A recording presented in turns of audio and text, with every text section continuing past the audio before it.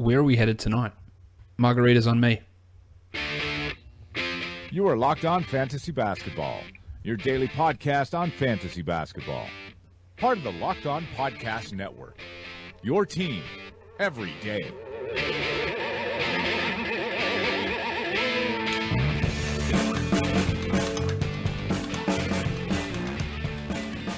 Hello and welcome to the Locked On Fantasy Basketball podcast, brought to you by Fantrax and Basketball Monster. My name is Josh Lloyd and you can find me on Twitter and on Instagram at redrock_bball, on facebook.com/redrockbasketball, of course over at basketballmonster.com as well. And if you want to support the podcast, head across to patreon.com/redrock_bball, where you can become a supporter for $3 a month. We're going to talk about the games that we just had finish on Friday, the two of those, Cavs, Raptors, Spurs, Rockets, and then we're going to preview the Saturday and Sunday games. We've got one game on Saturday, but we've got three games on Sunday. Now, I know that the guys over at DraftKings have got the two-day contest going, from my understanding, and it's hard for me to check this on FanDuel because they have blocked me off the site due to my location, so it is hard to see the contest. But I believe they've got a Saturday contest which includes Golden State, Utah, and Cleveland, Toronto, the first of the Sunday games, rather than them having the full four-game, two-day slate. They've got just the two-game slate, but when we talk about that for DFS, we'll be focusing more on DraftKings because they've got the coverage of all four of those games, but I still will give the FanDuel info for the Golden State, Utah game. I just can't give it for those other games because it's not available at this point. They don't have it up on their site. So that's going to be the structure of today's show. So, of course, let's get to it. Let's get to it indeed. We will start the place that we always like to start these shows. Hey, got a few people chiming in live here already. Steve's here, Dave's here, Joe's here. Good to see you guys. And if you do want to watch the show live, I normally go to air 10 minutes or so after the last playoff game ends. Some days it'll change depending on what I'm doing, but you can watch that over at facebook.com/redrockbasketball. Let's start with the perfect DFS lineup. On FanDuel, it was the opposite of what we've seen the majority of this playoffs, and this was always screaming out to be a possibility with Friday's games, and that's the notion of not paying up for point guards. It was really tough when there was only one expensive point guard on the list, but going cheap at point guard was the way to go. Corey Joseph at 20.6 and Pat Mills at 23. It helps when the starters on both of those teams were out, and those two guys, well, they weren't brilliant. They didn't give you 10x value. They easily exceeded the value. 20.6 for Joseph, 23 for Millsy. DeMar DeRozan bounced back. He had 49.9, while Jimmy Harden had 51.9. LeBron, 52.1, and Trevor Ariza, 30.5. LaMarcus Aldridge, 44.4. And the other power forward in the perfect FanDuel lineup for the night was Derek Williams. He had 4 points. Yes, he had 4 points, and he is in the perfect lineup. He cost $1,600, so it's a little over 2x in value, but that just goes to show how weird these perfect lineups can be, that putting him in there enabled you to get DeRozan, Harden, LeBron, Aldridge, Capella, who was a $6,000 guy as well, and you're just slotting that $1,600 Derek Williams in was actually the best way to go about it. Again, he was by no means the best contributor at that position, or probably even at that price tag, but the positional fit enabled you to get the other guys in at the right spots. And of course the center there, Clint Capella, 40.3. He was awesome. You know I'm a massive Capella fan. That total was $316.7 for a cost of the full $60,000 dues. On DraftKings, Jimmy Harden, 56, Kyle Korver, 23.75, Trevor Ariza, 34.25, and Kevin Love had 34.25. Jonas Valanciunas, who was back starting, had 28.5. DeMar DeRozan had 50. Aldridge had 45.25, and Clint Capella had 43. The total of that was $315 for $49,000, so a full $1,000 left in the bank there. All right, let's get stuck straight into talking about these games and what actually went down in them. The first one was Cleveland and Toronto. The Cavs, they win again. They win comfortably again, a 21-point victory in Game 3 in Toronto. They go up 3-0. It just appears like it's going to be a real struggle for the Raptors to actually get a game. I wouldn't put it past them in Game 4, But the Cavs, it's in the bag. It's pretty straightforward. LeBron played 41 minutes. He had 35, 8 and 7 with 2 triples, while Kevin Love had a double-double, 16 and 13. Now, Kyrie Irving, he didn't really have to exert himself too much, 16, 5 and 4 in 32 minutes. I guess the standout performance from a surprising point of view is Kyle Korver, who played 21 minutes, got hot, hit 4 triples for 14 points, and also blocked 2 shots. It came on 71% shooting, though, so you look at it and go, that's a great line. I would love to have had Kyle Korver in my lineups. Yeah, he's a good shooter. He's not a 71% shooter. He's also not blocking 2 shots a game, so it was a little bit of a fluky performance, and he still played just the 21 minutes. J.R. Smith only saw 17 minutes of action, but had 5 fouls in that time, so that did enable Korver to get those extra 4 or so minutes, and limited what Smith can do. Smith actually had one of his more productive games, having 9 points with 3 threes, even though he played just the 17 minutes, or Iman Shumpert had 4 and 4 in his 26 minutes of playing time. Not much else to really talk about from the Cavs. Darren Williams didn't do a huge amount.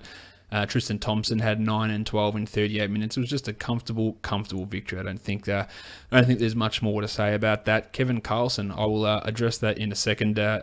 Your comment there, Kevin. We'll talk about the Raptors now. Kyle Lowry, initially he was thought he was going to play. Then he was ruled as active but not starting, and he didn't play at all. Does he play in Game 4? I would think yes. I think that Lowry, we're 2 days away from that game. I think that Lowry does play in Game 4, but they're 3-0 down. If he can't go, he can't go. They're not saving the series from here. I do think that he'll be ready to go. With him out, Corey Joseph started. He had 4, 3, and 6 with a steal and a block. A horrendous 2 of 12 shooting in his 33 minutes.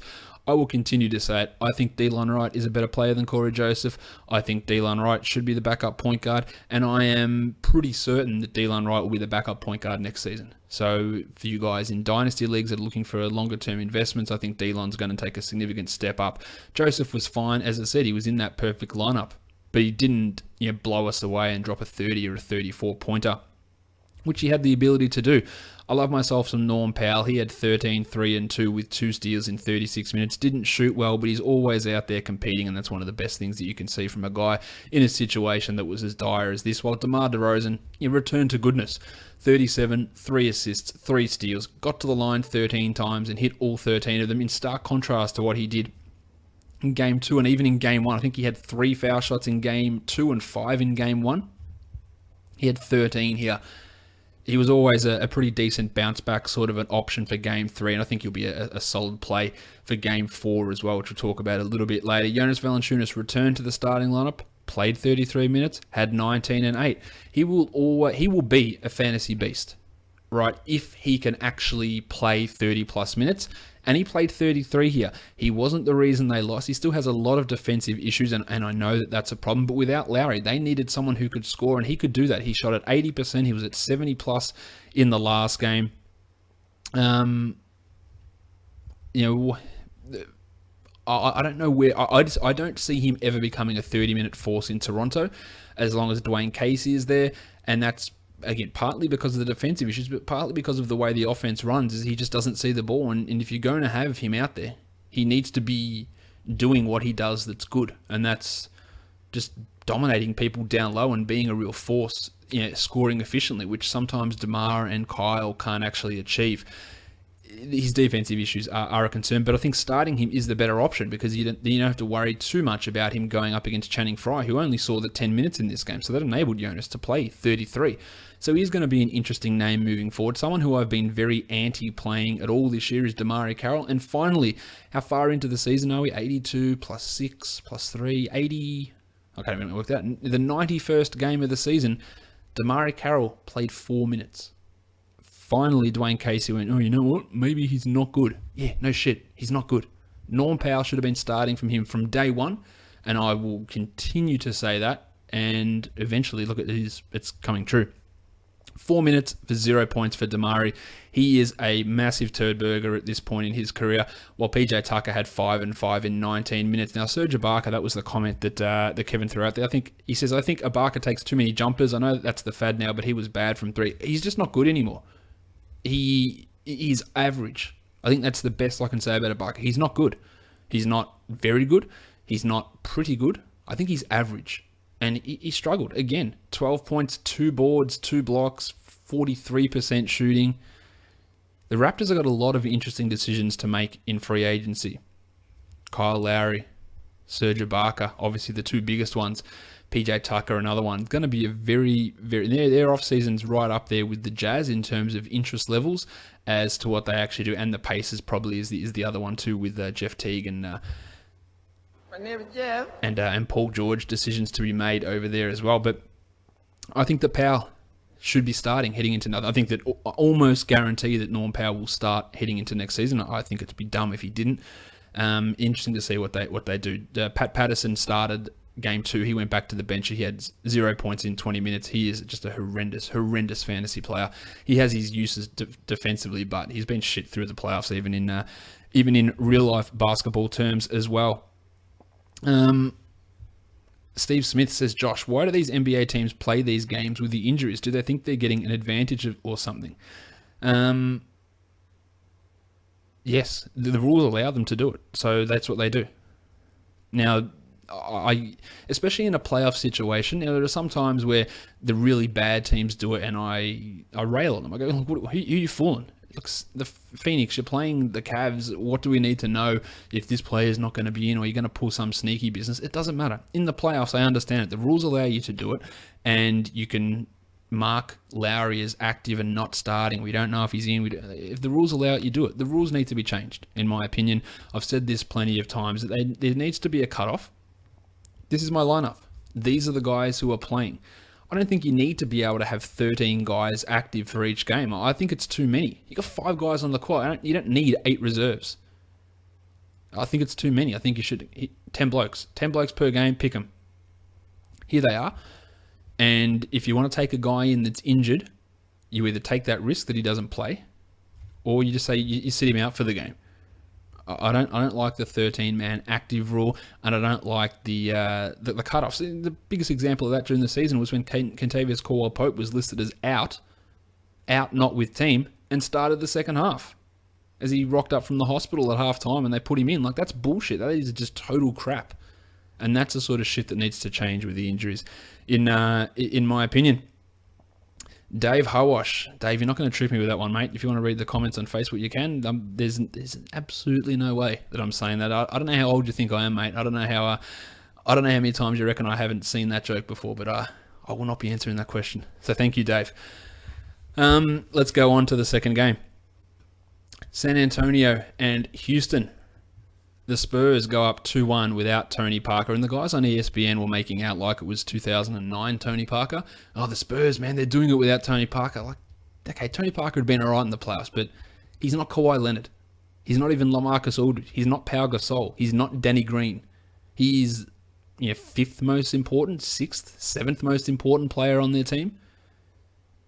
It was a big win for them to come back, and Parker had been playing well. But let's not make out that they're winning without LeBron here. It's just not what they were doing. Aldridge finally recovered from his slumber. 26-7 with 4 blocks in 38 minutes. That's the Aldridge that we saw in Portland, but it's been few and far between performances like that from LaMarcus throughout his time in San Antonio. While Kawhi is really happening here. 7 assists in this game, 8 assists in game 2, 26, 10, and 7 for Kawhi with 2 triples and a steal. He continues to look ridiculous. And Danny Green, I can't believe Spurs Twitter, and I see it a lot, of Spurs people hating Danny Green. No, this guy's shit. Trade him. Why does he pop playing? Bench him. Terrible. Useless. Just ludicrous. Danny Green is good. Danny Green is never reaching the fantasy echelon that he reached 2 seasons ago when he was a top 50 sort of guy. I don't think he's getting back to that. But what he does, he is the best shot blocking shooting guard in the game at the moment. Some people were coming at me saying Dwayne Wade. Yes, Dwayne Wade was better than him in his prime. It is Danny Green's job at the moment. I know Mark Roberts threw me a gif of KJ McDaniels, who's a very good shot blocking shooting guard in his own right, but Mark, I'm not even sure KJ is going to be in the NBA next season. So I think that Danny is the best shot blocking shooting guard currently in the NBA. He hit 3 triples, 2 of them in the final quarter, had 11 points with 3 assists and those 2 blocks. And I actually saw him complete 3 consecutive dribbles, which is it's a massive feat for Danny Green to be able to actually drive to the rim and then pass it off, things that he never does, but he is an absolute monster on defense.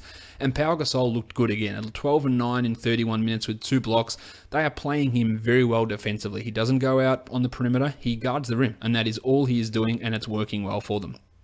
Unfortunately, that means that we're not seeing my boy, The Undertaker. He is just not going to play, and that's just as simple as that.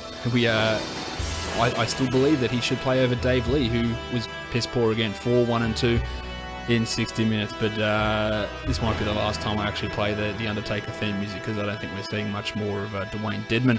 Pat Mills didn't start. They started DeJounte Murray, and they played in limited minutes. 14 minutes for Murray. He had 2 points, 2 rebounds. He looked really rattled early on. He got back a little bit more comfortable, but this is what's going to happen. While Pat Mills played 30, had 15 and 5 with 2 triples and 2 steals, and it could have been a lot more had he not shot at 29% from the field. I would expect Millsy to be a pretty solid option the rest of the way, while John Simmons had 7 and 6 in 15 minutes. He's going to be in that 15 to 20 range the majority of the time, I think. On Houston, Jim, 43, 2 and 5, 5 triples and 3 steals, 50% shooting, a real good night from Harden. Didn't get the assists up like he normally does, but still a good performance. While Clint Capella, this is the Clint that I know, and how many times have I had to say this? If Clint gets 30 minutes, he's going to be a beast, and he played 32 here. He had 12 and 16 with 3 assists and 5 blocks. I've been critical of D'Antoni's use of the centers all season. Now, Nene's had his moments in the playoffs, but Capella, to me, is far and away the better center here. And I really like this move. And we've seen in this series that Nene hasn't been able to play 24 minutes a night. He gets 18 minutes a night, basically. He saw just 16 here for 1 point with 3 rebounds. Capella is the future of this position. Clearly, he's not just the future. He's the present. He is the center. He is the best player. Trevor Ariza hit 5 triples for 17, 5 and 5 in 46 minutes. He was a monster. While Pat Beverly, 8 and 7 with 4 steals. Turns out Ryan Anderson's back to being, I was going to say it was the bad Ryan Anderson, but in reality it was Ryan Anderson. And in the first 2 games we had the good Ryan Anderson. He had 2 points in 29 minutes, and just further illustration why you only use Ryan Anderson in GPPs. The same with Big Lou Williams, who went scoreless in 11 minutes, and he has been a disaster against San Antonio. Played pretty well against Memphis, but this is the playoff Lou Williams we have come to know and unlove over the past, over his whole career. 0 points in 11 minutes, disgusting. While Eric Gordon had 9 in his 33 minutes. Dave chimes in with a question: who's better at blocking shots, Wall or Green? Wall's the best shot blocking point guard. Green's the best shot blocking 2 guard. Who's a better shot blocker? I think it's Green, in my opinion. But it's pretty close. But I would say Green. Anyone else listening to this, whether it's live or later on, who do you think's a better shot blocker for a guard, Green or Wall? I would go with Green. All right, let's transition now into talking about these games that we've got coming up. We'll start with the first one, which is always a very good place to start. That is Golden State and Utah. It's on Saturday. The Warriors are favored by 5.5. We're back in Utah, and the total is 208.5 points. We don't know. Draymond Green didn't practice, but he's listed as probable, so I think he'll be fine to go. While Georgie Hill is the one we really want to pay some attention to in Utah with that sore big toe. He is listed as questionable. He missed game 2.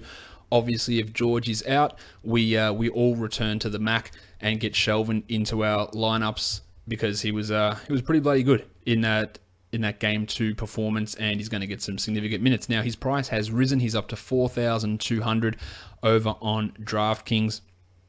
But on FanDuel, he's super cheap, 2,700. So that's a situation you're going to really want to watch, because at 2,700, that is as no-brainer a core play as you can really go for. I think you have to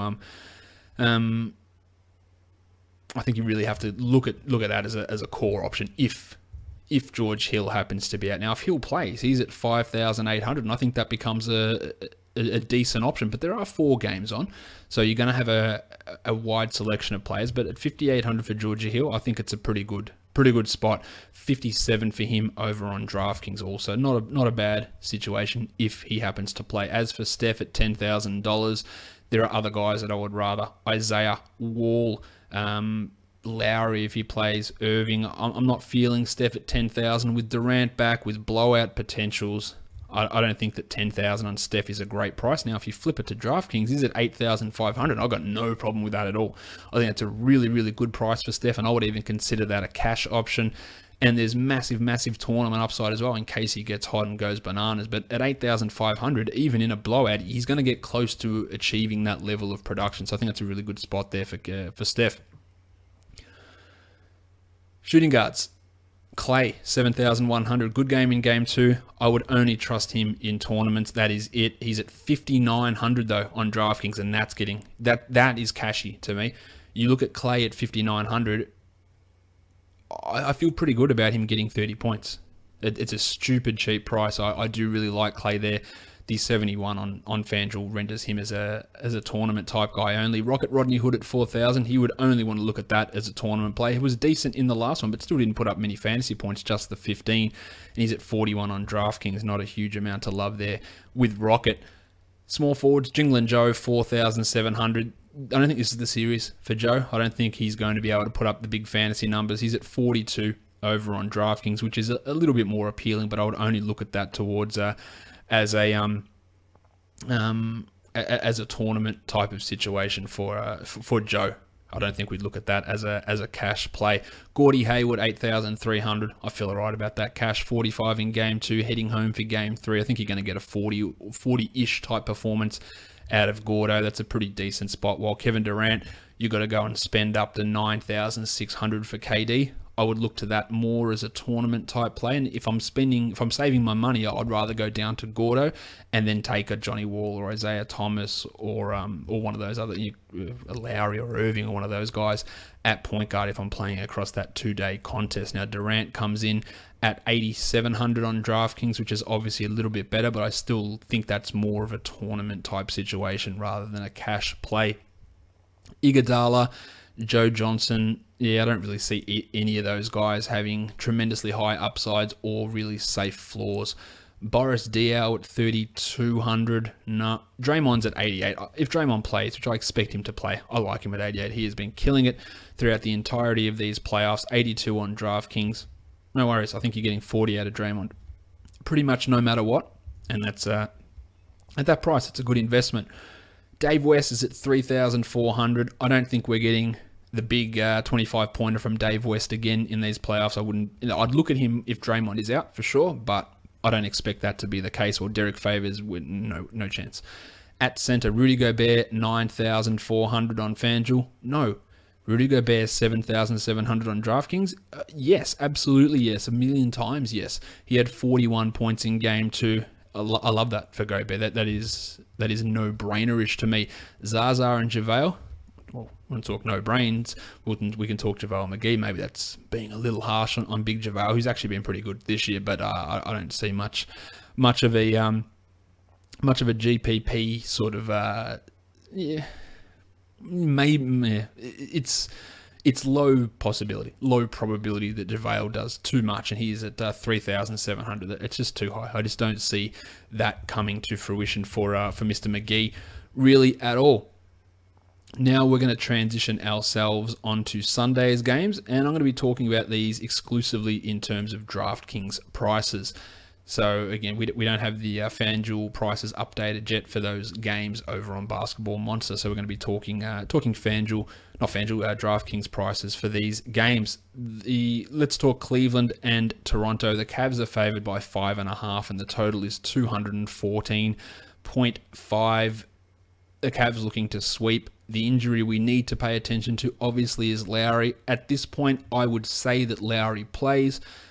We are 2 days away from that game, so a bit can change, but I'm banking on Lowry playing. If Lowry is out, then of course it's Corey Joseph. That's the must-play guy that we look at, and we can potentially go cheap at point guard again. But you've got Johnny Wall, you've got Isaiah Thomas in this mixture of games. Even if you're only playing, say, Sunday only, you've still got Wall and Thomas and Irving and Lowry as well as Mills and Joseph. There's a lot of point guard value there. You're also going to have LeBron and Kawhi and Harden in that 3-game Sunday slate also. So you're going cheap at point guard might end up, or at least going cheap at one point guard spot, going Joseph Wall or Mills Wall, or one of those combinations is going to be a decent way to go. And then putting your Kawhis and Hardens and LeBrons in there across the wings. Irving, 8,300. There are much better options. Thomas, Wall, they're better plays, I believe. As for Lowry, he's down to 7,300 on DraftKings. I would look at that. I would look at it more as a tournament play, but that's super cheap for Kyle. Yes, he hasn't done a huge amount, but in that game where he had the ankle problem, he still dropped 29. And at 7,300, I assume that we'll get a 33, 34 type performance out of Lowry at least. And he's got clearly 40-point upside, 45-point upside. So I do really like that, assuming that he is going to play, which we will find out more information about that as the time ticks on. Darren Williams, Delon Wright. Delon at 2,000, well, he gave us 5x value today. He had 10 points in 12 minutes, and I do think that he is superior to Corey Joseph, so I wouldn't hate... We saw Derek Williams getting the perfect lineup with 4 points. So Delon is someone to pay attention to, but there are so many other point guards out there that you'd just be, I think, a little bit clutching at straws. Shooting guards, DeMar, 8,000. Absolutely love that, especially if Lowry is out. Really hard to go past it. Great in Game 3. I think you'll get a solid DeMar DeRozan performance in Game 4. J.R. Smith at 3,500 is just a punt type option, while Norm Powell at 46. Love Norm. 46 just feels like it's about $500 too expensive. He had 23 today. I think he starts. I think he plays 30-plus minutes. If Lowry is out, I'd be more inclined to go towards Norm at 46. If Lowry is in, I'd probably give that a pass. Again, depending on how I've structured my lineups. PJ Tucker and Damari Carroll, you can just scrub those guys completely. LeBron, 12,200 up on DraftKings. Yeah, cool. I'm getting 55 out of LeBron without him breaking a sweat, and that's a totally fine investment of my $12,000. So no issue with using LeBron James. The other small forwards, Korver, Shumpert, Carroll, Tucker, they're crap. Kevin Love, 7,100 for Love. A big game from him in Game 3. 34 points there for Lovey. Yeah, there's not much at power forward. Ryan Anderson is a risky proposition. Aldridge is the interesting one. Markieff Morris is another interesting one in these games, but there's not much at power forward. Serge Ibaka, so I don't hate Love at that price. It's not an expensive price. Serge comes in at 6,000. I'd probably rather spend the extra 1,100 on Love than I would on that 6,000 on Serge Ibaka, given the way that these two blokes have played. Love's averaging 31 across the series, Ibaka under 24. It's a significant difference, and it's not accounted for in the difference in their salary. It's just the $1,100 difference between their price tags. Pat is just a fantasy nothing, while Channing Frye, you're just taking a punt on Frye. He had a big Game 2 and nothing Game 3. I think the nothing is more the more the chance of what goes down. Kenneth Lowy says, do you think Cleveland closes out the Raptors in 4? Yes, I absolutely do. Yeah, I think that this series is done. At center, Valanciunas, 4,400. He had 29 today. That's a very cheap price for Valanciunas. I imagine they start him again. They play him 30 minutes, maybe, especially if Lowry is out. I think that's a really good price for Valanciunas. If Lowry is in, I'd be a bit more hesitant, and I think that they won't rely on him as much offensively, and that leaves him to be there defensively, and that limits his minutes down to 20. But if Kyle is in, I reckon you get much more Valanciunas, and then that 4,400 becomes really interesting. Tristan Thompson at 5,500. He had 26 today. It wasn't a spectacular game, 9 and 12, but 26 points at 5,500 is not far off where it needs to be. His upside is very limited, but his floor is pretty solid, I think, for Tristan Thompson. Let's move on now to the next game. We have got Boston and Washington. The Wiz are favored by 4.5. The total is 217, with the Wizards trying to even this series at 2 games apiece. We don't know if Kelly Oubre is going to be ready to play. I think that he will. I don't think he will get suspended, nor do I think that Terry Rozier or Brandon Jennings will. Of course, they got the 2 techs that saw them ejected. Oubre had the shoulder charge, whatever weak shit that was, against Olynyk, that saw him get ejected with a flagrant 2. I don't think we see any of those guys suspended. I'd be a little bit surprised if that's what went down. Point guards, here's where it is for these guys. Isaiah Thomas at 9,000, struggled a lot in Game 3. He has done pretty well against Washington throughout the playoffs, throughout the regular season. Stunk in Game 1. I'm not too bothered about that. I would go back to it, but I'd feel more confident in John Wall. I think his floor is safer.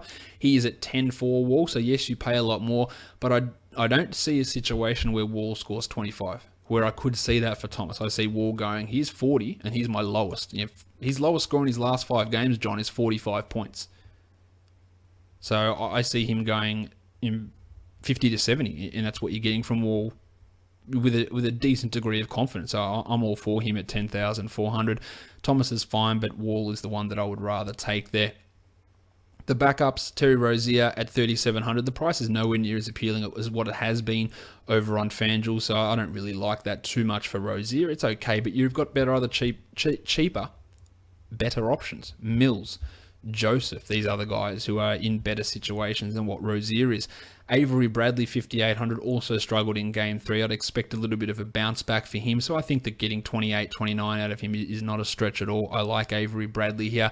And Braddles Beal at 7,400. In fact, I would rather take Avery Bradley and save myself $1,600, which might be enough for me to upgrade from Isaiah to John Wall. So I would rather have a Wall Avery Bradley combo than, say, a Bradley Beal Isaiah Thomas combo. But either of those combos is fine, but that's the way that I would look to do it. Marcus Smart at 5,500. Really limited GPP-ness, but I do think that his cash game ability is okay. Now, he did struggle a bit in Game 3, but only saw 25 minutes as everyone saw their minutes reduced in the blowout.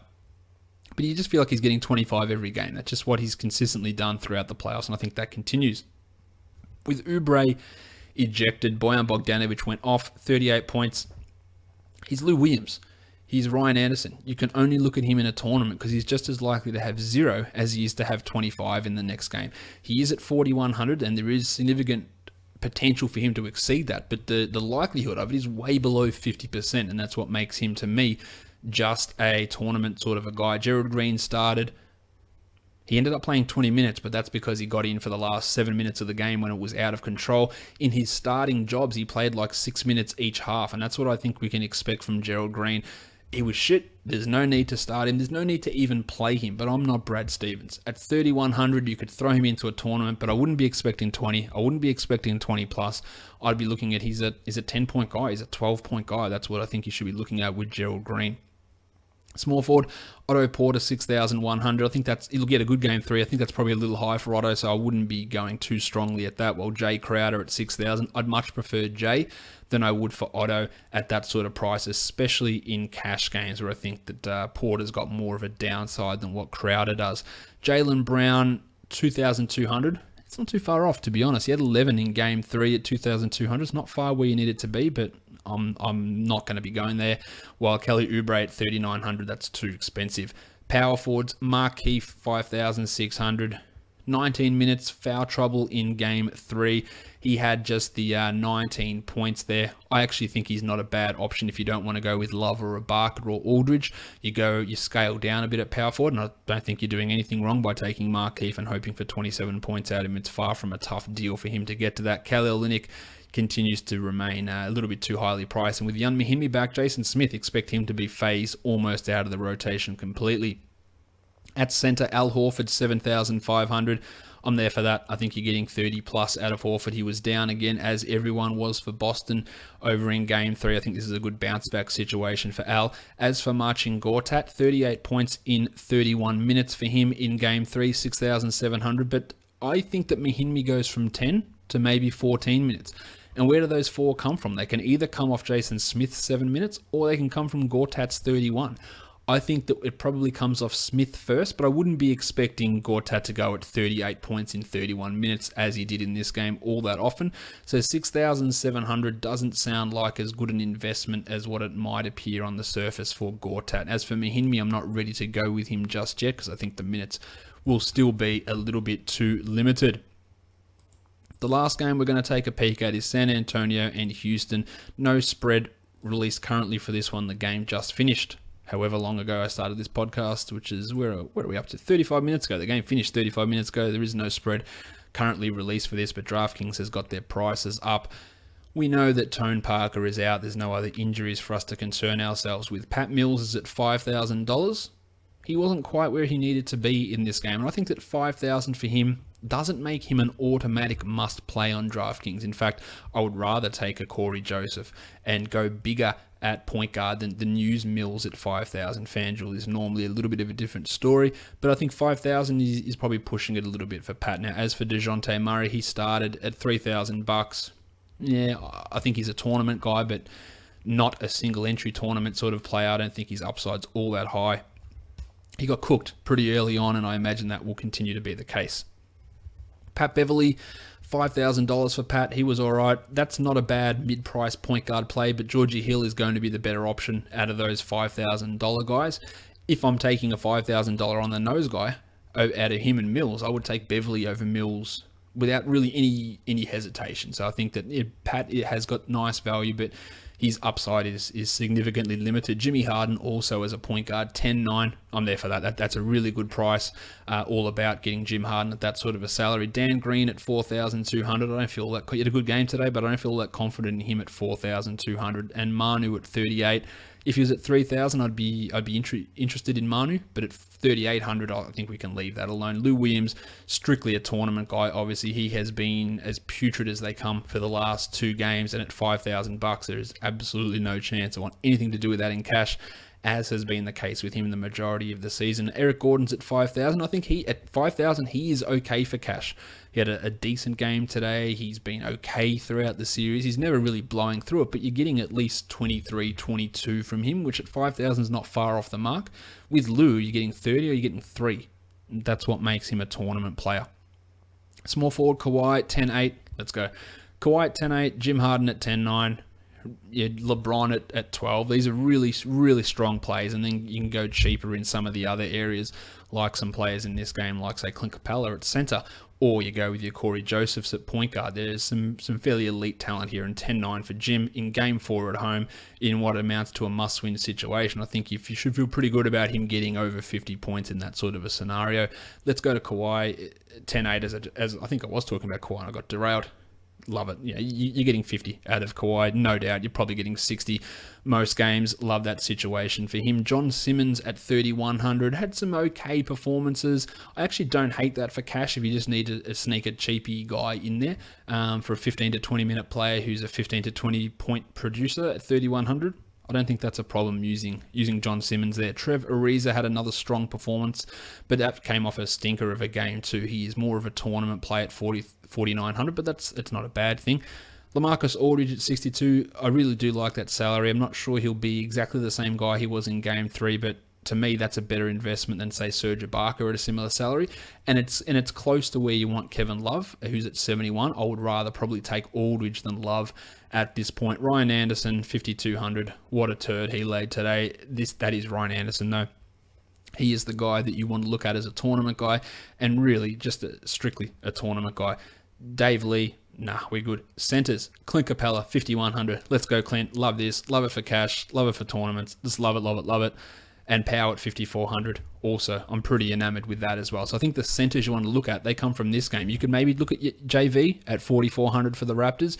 Tristan Thompson's got a marginal level of appeal. Gortat, Horford. But to me, Capella and Gasol are the 2 centers you want. $5,000 players. Get your Kawhis, your LeBrons, your Hardens, your Walls, your big money in other areas. If you can knock $2,000 off by taking Gasol or Capella over Horford, yeah, $1,500 off by taking them instead of Gortat, I do it.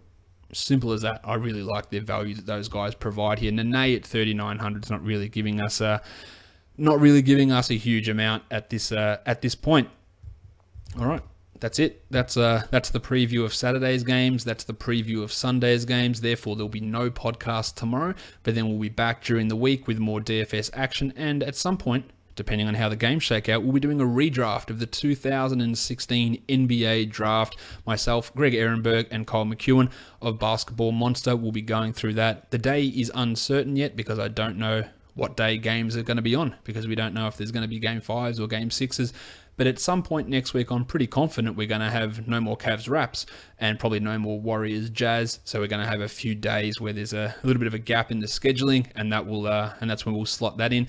And then don't forget, once we head into conference final time, maybe even a little bit earlier this season, in review series will start as we go through all teams, preview their coming off season, their free agents, their draft picks, and what happened during the season for those guys. So stay tuned for that. Don't forget, support the podcast on patreon.com/redrock_bball, and follow me on Twitter at the same, redrock_bball. Instagram is also the same, while Facebook is facebook.com/redrockbasketball. Check out Basketball Monster for all our DFS projections. We are done here, guys. Thank you so much for listening, everyone. See ya.